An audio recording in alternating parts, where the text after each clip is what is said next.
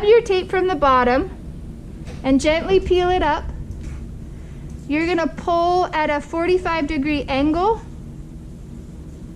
and kind of do it slowly. If it were to start ripping, then pull from the other side. You might have to change it to T on the iPad.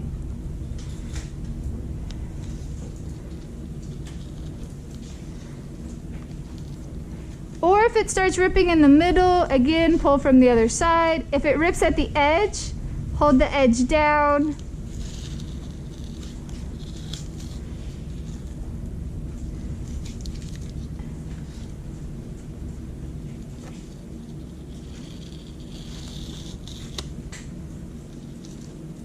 If you have edges that are uneven from pulling the tape, that's okay. You're gonna take that pen that I gave you. For those of you that have a zig pen, it has two different sides to it, one thick side and one thin side. Use the thick side. These are gonna be aspen trees, so go ahead and make a line coming down. And it's okay if your line is a little crooked. Trees aren't perfectly straight. And you can have your line cover up any mistakes where maybe the paper ripped it. After you've used the thick side, again, if you have the zig pen, you can switch to the thin side and just make vertical lines. The vertical lines on an aspen tree are from scars where the branches have fallen off. So as the tree grows, it sheds the branches on the bottom.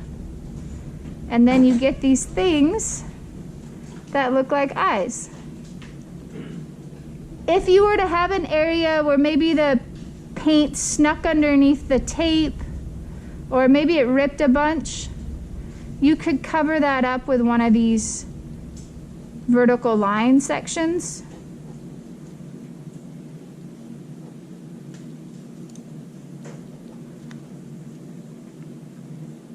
And that's one way to finish out tape masking. We could have just left it, or we could have embellished it another way. We could have used a crayon.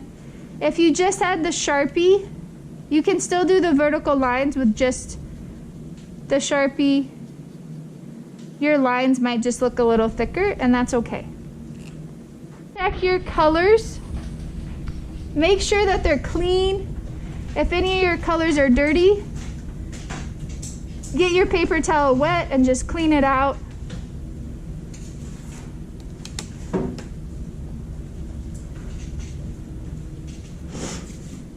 The pens we can just set off to the side for now. Double check your brushes and make sure they're clean.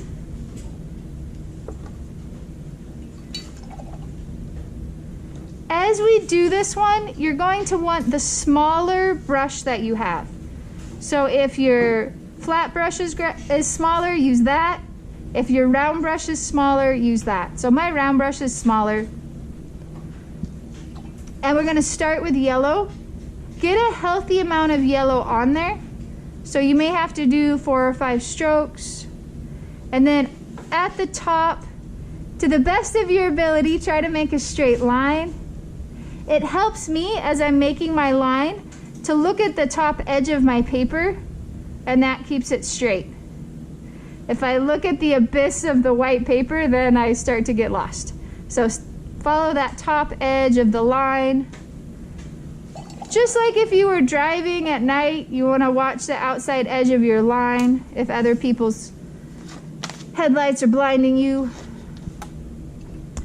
The next color we're going to grab is orange. As we space these out, you want to give them enough space so they're not going to bleed into each other, but you don't want to give them so much space you won't be able to finish. So about a finger width should do.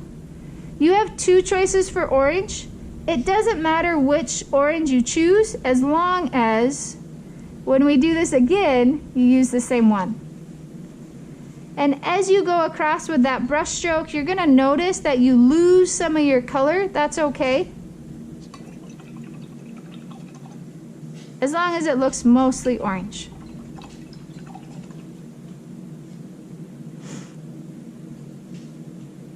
rinse your brush off really well.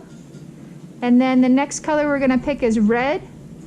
Again, you should have 2 reds. Doesn't matter which one you pick. Rub it at least 4 or 5 times so you get a bit of color off on there. Again, we're spacing it just a little bit, but not too much.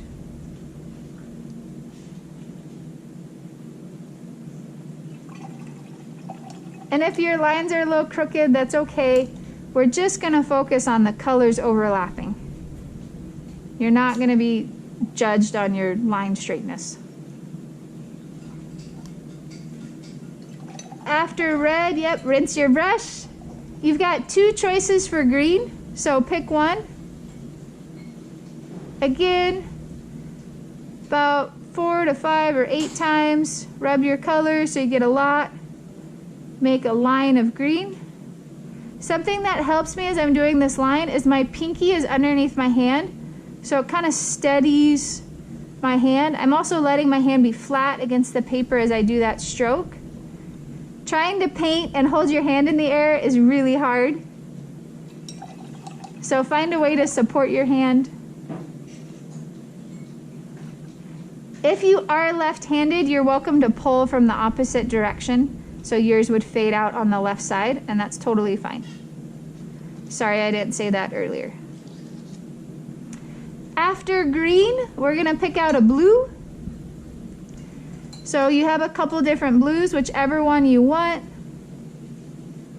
Again, rub that color about 4 to 6 times, and then make a line.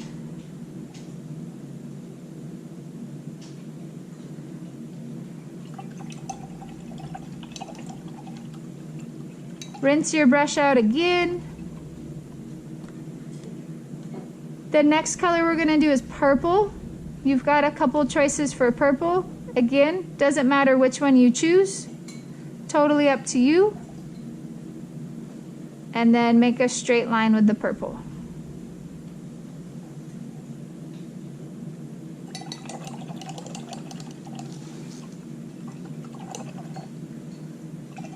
The last color we're gonna do is brown.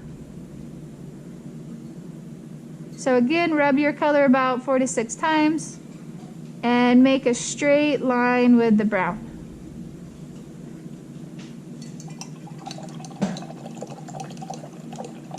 Rinse it really well. And we're gonna let this dry before we do the other colors. So the order again is yellow, orange, red, green, blue, purple, and brown.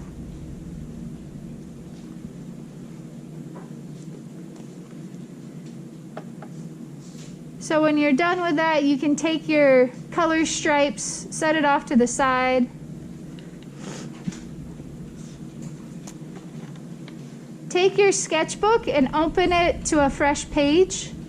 Remember, you want to only paint on one side. If you paint on both, sometimes your color will bleed through. We don't want that. We're going to divide our paper into 3 areas like we did last time. So do a horizontal line through the middle. And a vertical line up the top, cutting the left and right side into 2 areas. If it's not perfectly equal, it's okay. It just gives you 3 separate places to paint.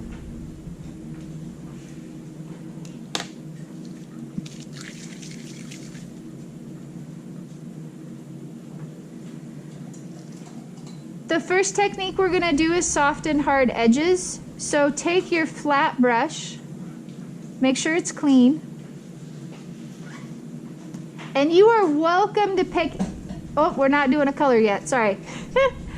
Oh no, we are. You're welcome to pick any color you want, but make sure it's a very vibrant color. So don't pick yellow or orange or white, it would be hard to see. It looks like I have a lot of this purple, so I'll use that one. And just in the upper left corner of that first box in the upper left, you are going to paint a little box. It's okay if it's a square or a rectangle, doesn't matter.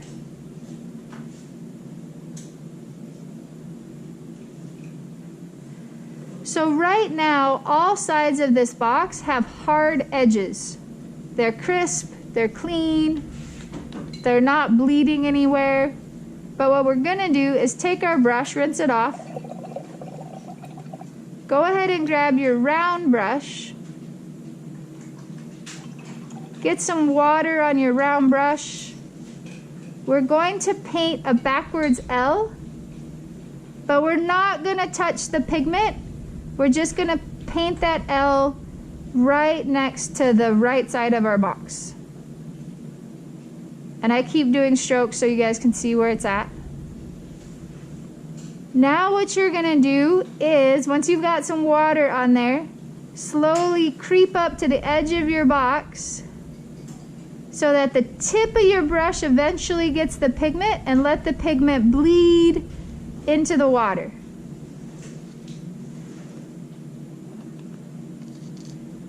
And you have two sides, so you can try this again if you need to. So take the water, pull up to the edge of your pigment, and let it bleed into the water. Bless you. So these edges on the outside, those are your hard edges.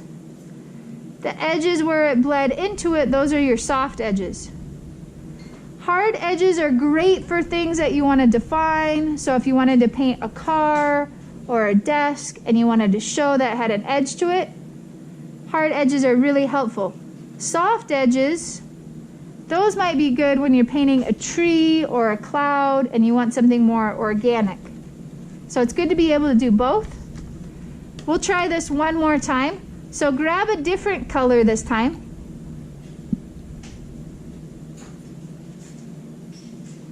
And whatever space you have left without touching any of this paint here, we're gonna let that be. Go ahead and kind of create either a mountain, or it could be a ridge line, or it could be an EKG, or the ups and downs of 2020, whatever you want it to be. The outside edge is gonna be your hard edge, so rinse your brush off. And right underneath that pigment, you're gonna just paint with water. We're not touching the pigment yet.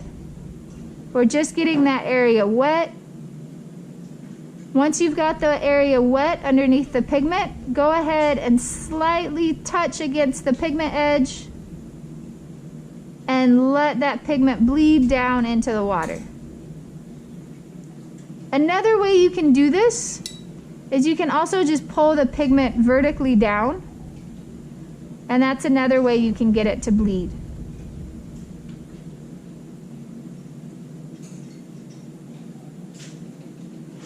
So soft and hard edges are fun to play around with. Go ahead and get that square wet with water, and then let's add some blue to that. Just let it bleed out. Add a little bit of purple to it. You can overlay the purple a little bit on the blue if you want. And then let's finish it up with adding some black. Sorry, I went kind of fast there. So we started with blue, then we added some purple and some black. So notice how we went with our lightest color first and then built up to darker colors. It's easier to overlap light and then dark on top than trying to go the other way. Once you've got your area all painted, go ahead and close your paints, because we don't want salt getting in your paints. That's not fun to deal with. So close them up. And when you're ready, take just a pinch. It doesn't take a lot. And you're just gonna sprinkle your salt. Whoops, I needed 2 pinches. My first pinch was too small. Just sprinkle a little bit of salt on there and then leave it. Don't paint it, don't push the salt around. What's gonna happen is the salt is gonna soak up some of the pigment, and wherever the salt is, sometimes it leaves little stars, sometimes it leaves whole sections like this that get lightened by the salt. So it's kind of like an experiment. Sometimes you know what's gonna happen, sometimes you don't know. But let the salt be so it can dry. Once it's dry, so next class, then we can pull it off.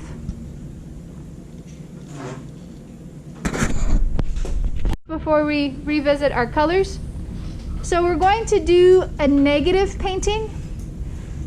If you've had art before and talked about negative and positive space, you know that objects take up space.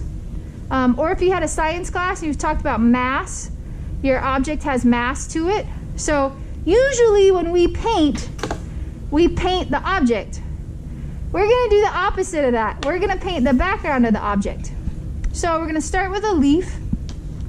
So go ahead and pop your paints back open if you closed them. And for this one, I'm just gonna pick whatever color I have a lot of, which happens to be brown. So rub your color about 5 or 8 times. And then we are going to paint kind of like a football or leaf shape. Or you could also think of it as the outside of an eye. Or a lemon. And then you're gonna paint the area outside of that.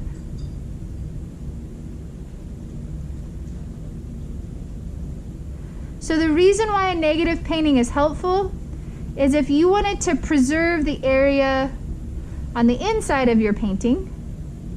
Let's say you wanted to paint with a lighter color later on.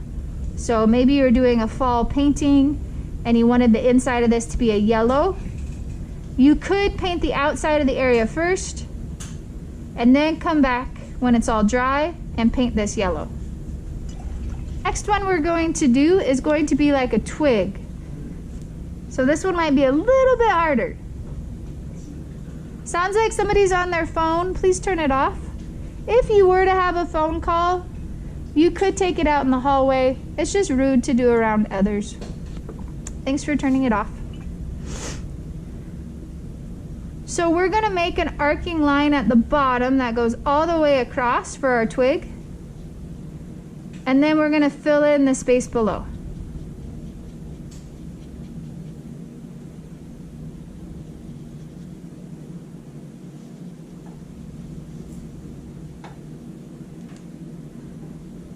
Then we're gonna make a line above that, but we're not gonna go all the way, so we're gonna make a line and stop.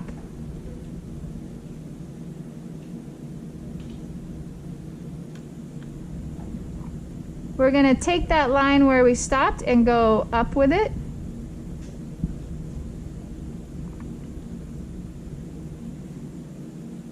And the last piece, we're gonna make sort of a triangle or a check mark.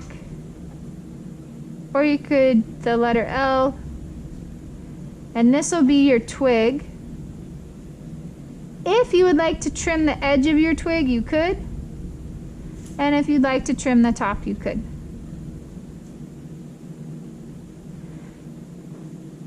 You could paint an entire tree this way.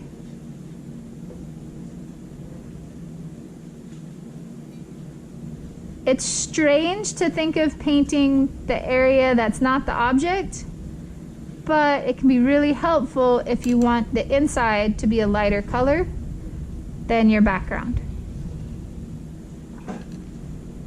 I'll give you guys about a minute to finish that up, and then we'll revisit our colors. No, we gotta finish this. Okay, cool. Thanks for waiting.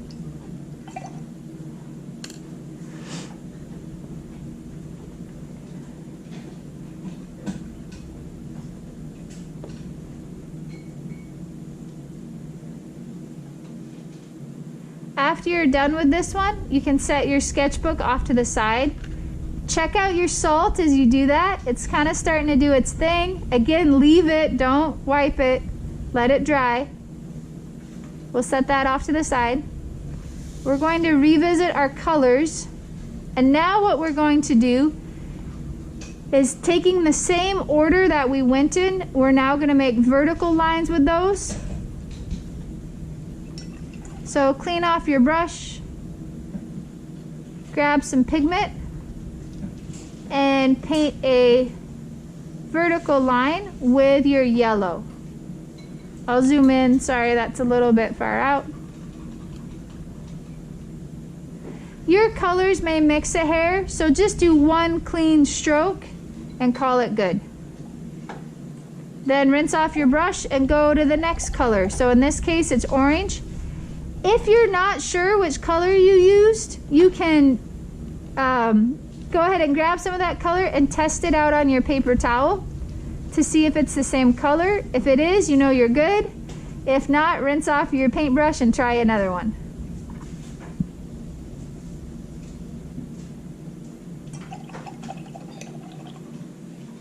And you're going to keep doing that in the same order we painted it in. Once this is dry, you're going to be able to see the effect of it a lot better. When the paints are wet, you can't necessarily see the color under them as well.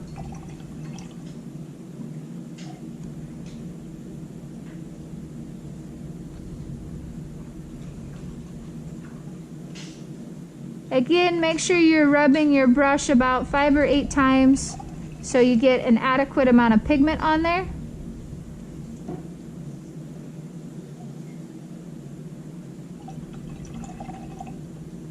You'll probably have some room off to the side, and that's okay. So the one on the bottom, we did this row first, and then we did the vertical row second. So that'll let you know the first row, the colors are on top. The colors are on the bottom. And the second row, the colors are on top.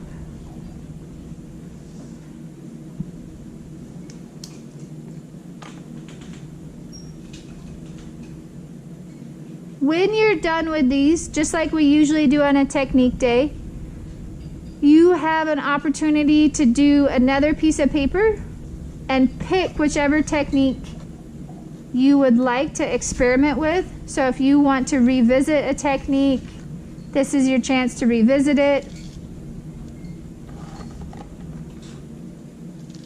If you have an idea for a painting, just something to be mindful of. If you choose to do the salt technique, once you put the salt down, you have to let it dry.